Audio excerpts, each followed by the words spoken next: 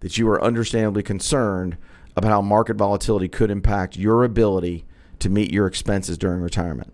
What I would encourage you to do is do a bond replacement strategy, invest in a fixed index annuity, get an income you can never outlive for about 20 to 40% of your assets, live off that income, and then let the rest grow over time, and also do a Roth ladder conversion with some or all of your IRA money.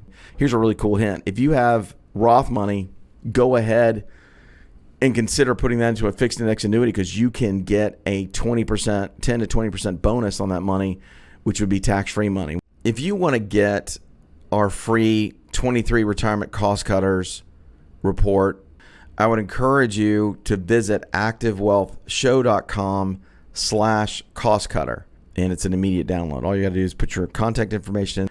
It's a great way to reduce expenses during retirement. When we come back, we're going to be talking more about the 6 major concerns for retirees and pre-retirees. You're listening to the Active Wealth Show right here on AM 920 The Answer.